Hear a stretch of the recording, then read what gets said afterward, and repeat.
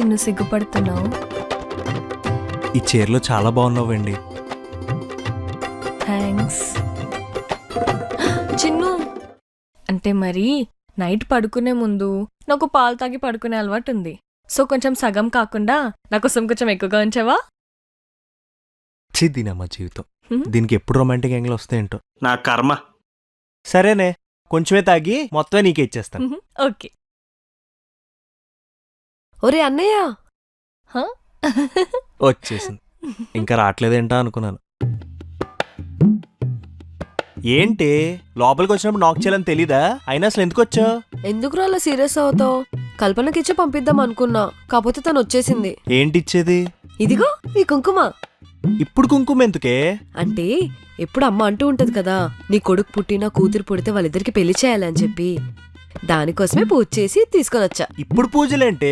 నాకు తెలిసి ఏదో శుద్ర పూజలే చేయించుంటావు. ఎందుకురా అలా అంటావు? నీ పెళ్లికి ముందు నుంచి నేను చాలా మారిపోయాను తెలుసా? అవును చిన్ను, దివ్య ఎప్పుడు మన గురించి ఆలోచిస్తుంది. ఎప్పుడేం పెంట పెట్టాలా అని ఆలోచిస్తుంది. నీకేం తెలుసు దాని గురించి? అయినా ఫస్ట్ మేము అమ్మాయి పుట్టాలని ఫిక్స్ అయ్యాం, పేరు కూడా పెట్టేసుకున్నాం.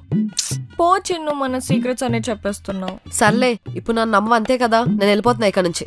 ఆగాగు, ఎమోషనల్ డ్రామాలు ఆపి ఏదో ఇవ్వాలన్నావు కదా, ఇచ్చెళ్ళు.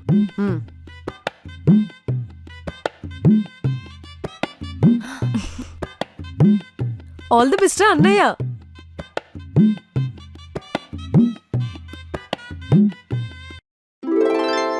నో,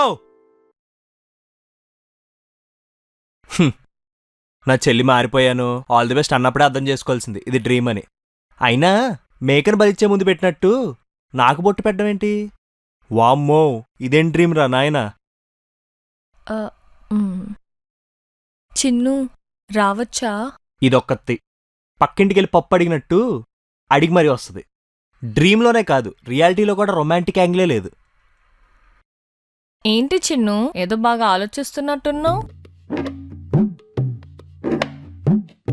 ఏంటి ఇది? ఎవడైనా పాల గ్లాస్ తెస్తాడు గాని నువ్వేంటి కాఫీ తెచ్చావు? అన్నయ్య, ఇదేంటి డ్రీమ్ రిపీట్ అవుతున్నట్టుంది? ఆల్ ద బెస్ట్ చెప్పేసి వెళ్ళిపోద్దేమోలే. వెండి, ఈ వెన్నెల రాత్రిలో వెండి గ్లాస్తో పాలు తీసుకొస్తున్నా నేను చూస్తుంటే నా మనసు ఉప్పొంగిపోతుంది. ఇది నా డ్రీమ్ కదా, దీనికెలా తెలుసు?